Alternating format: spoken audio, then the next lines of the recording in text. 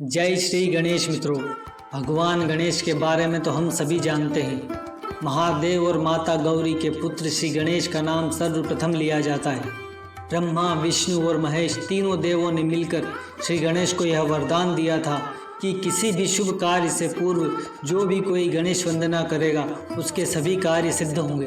तभी से भगवान गणेश प्रथम पूजनीय हुए। उन्हें विघ्नहर्ता भी कहा जाता है। चूँकि श्री गणेश महाराज की दो पत्नियां रिद्धि और सिद्धि थी, इसीलिए जो भी कोई इन्हें याद करता है ये अपनी पत्नियों के साथ पधार कर उनके कार्य में रिद्धि और सिद्धि प्रदान करते हैं। भगवान गणेश को हम सभी ने देखा होगा, परंतु उन्हें ध्यान से देखने पर पता चलता है कि उनका एक दांत टूटा हुआ है। आखिर इसका क्या कारण है? कैसे भगवान गणेश का एक दांत टूटा? आइए मित्रों जानते हैं इस वीडियो के माध्यम से।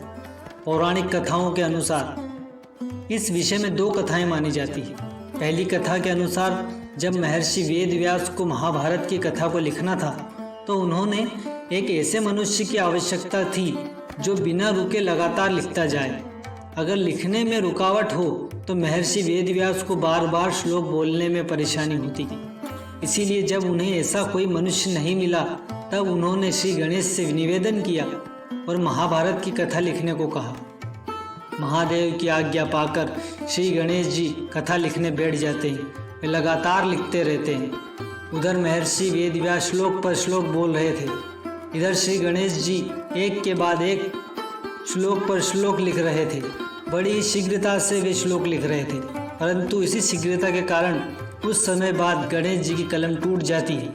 उन्हें लगातार श्लोकों को लिखना था, इसीलिए दूसरी कलम ढूंढने में समय लगने के कारण श्री गणेश ने अपना एक दांत तोड़कर उससे ही कलम बना लिया और महर्षि वेदव्यास के साथ अंत तक बने रहे और उन्होंने संपूर्ण कथा लिख डाली।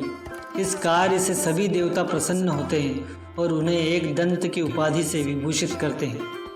दूसरी कथा के अनुसार मित्रों, एक बार जब महादेव समाधि में बैठकर ध्यान कर रहे थे तभी उन्हीं के माध्यम से श्री गणेश जी चौकीदारी कर रहे थे ताकि कोई भी अन्य व्यक्ति वहां आकर उनकी समाधि भंग ना करे। कुछ ही समय बाद विष्णु के अवतार भगवान श्री परशुराम जी का आगमन होता है।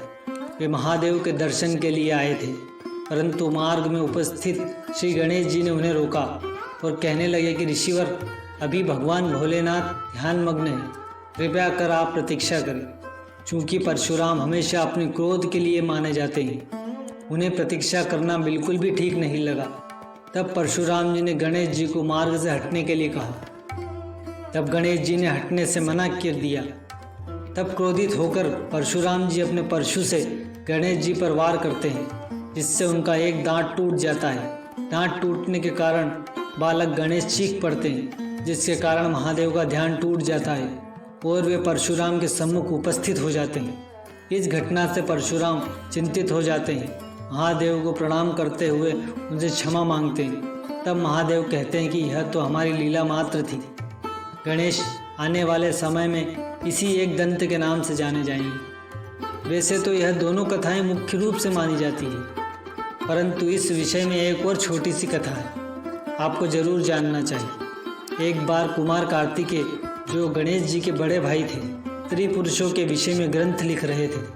तभी अपने चंचल स्वभाव के कारण श्री गणेश उन्हें बार बार परेशान करते।